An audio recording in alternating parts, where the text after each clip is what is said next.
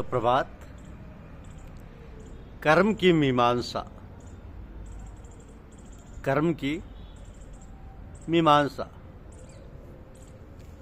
संसार का प्रत्येक प्राणी दुख की अत्यंत निर्वृत्ति और अविच्छिन्न सुख की प्राप्ति चाहता है। यह दो इच्छाएं प्राणी मात्र में समान रूप से पाई जाती हैं, किंतु इनमें मन बुद्धि के अनुसार तारतम्य है। अब तक के ज्ञात प्राणी जगत में मनुष्य सर्वाधिक बुद्धि संपन्न प्राणी है। उसने अपने जीवन की आहुति इन दो इच्छाओं की पूर्ति के लिए दी है। किसी मूल्य पर इन्हें पाने की कोशिश की है। इन्हें प्राप्त करने में उसकी सदियां और युग खप गए। यौवन और स्वास्थ्य की बलि दी।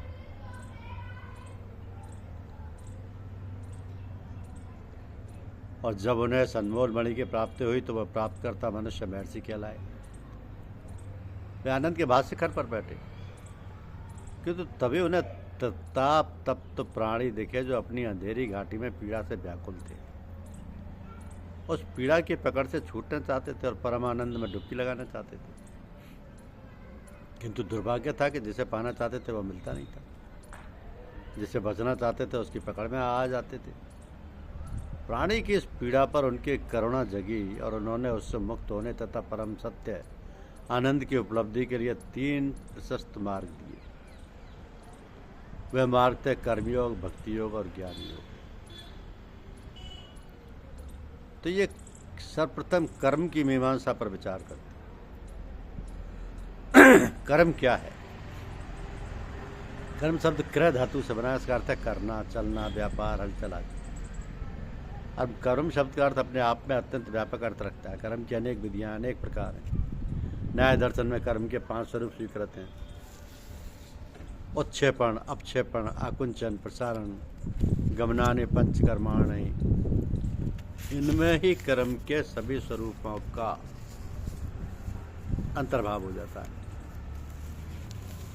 तर्कशास्त्र के अतिरिक्त अन्यों ने भी कर्म की अनेक परिभाषाएं बताई हैं, जैसे सत्कर्म, दुष्कर्म, कर्म, अकर्म, विकर्म,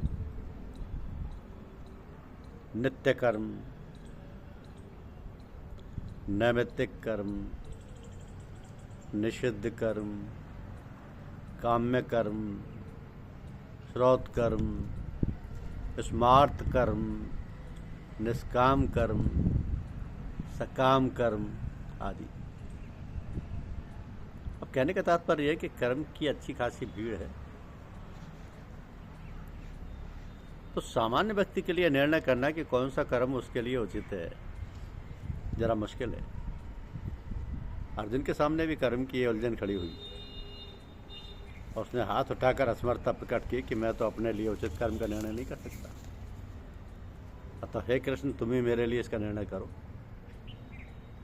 तो पार्थ सारथी कृष्णा ने अर्जुन की कठिनाई समझी कि अर्जुन को क्या कर्म के निर्णय में तो बड़े बड़े विद्वान तक भ्रमित हो जाते हैं कि कर्म किम कर्मेति कवियोप्यत्र मोहित। दूसरी ओर अब यदि क्या करें, कैसे करें कि इस झंझट को छोड़कर ना करें का मार्ग पकड़ा जाए तो कैसा रहे? क्योंकि कर्म ही नहीं होगा तो उचित कर्म अनुचित कर्म का प्रश्न समाप्त। लेकिन ऐसा नहीं। शास्त्रों और अनुभव से सिद्ध होता है कि हम कर्म किए बिना नहीं रह सकते। एक क्षण भी कर्म शून्य नहीं रहा जा सकता। कर्म शून्यता असंभव है, संभव नहीं होता। असंभव करने चलेंगे पीड़ा मिलेगी। हम खाना पीना, देखना, सुनना, चलना फिरना तो छोड़ सकते हैं, किंतु क्या सोना और श्वास लेना छोड़ सकते हैं? या ऐसे छोड़कर भी जीवित रह सकते हैं? नहीं।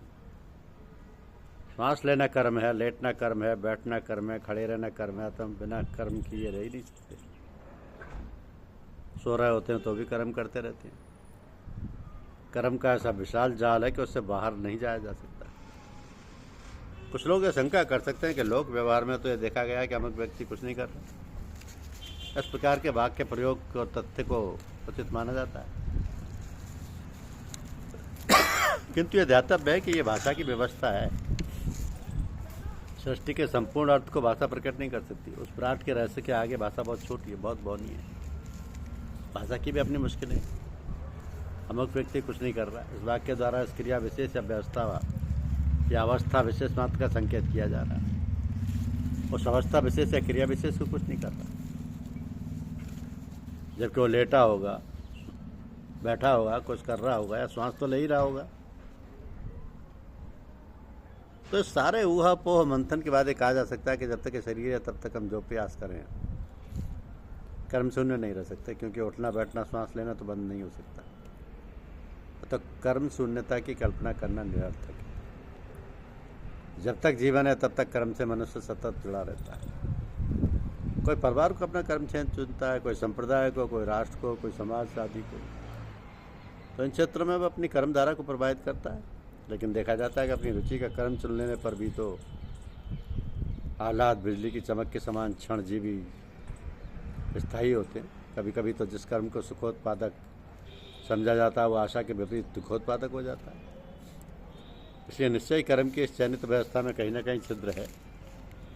गीता में कर्म पर बड़ी चर्चा है, टीकाओं पर टीका है। टीकाकारों ने उनकी व्याख्या अपने ढंग से की है, अपने अपने ढंग से। कर्मकार व्याख्याकारों में लोकमान्य बाल गंगाधर तिलक सर्ववादिक प्रतिष्ठित हैं।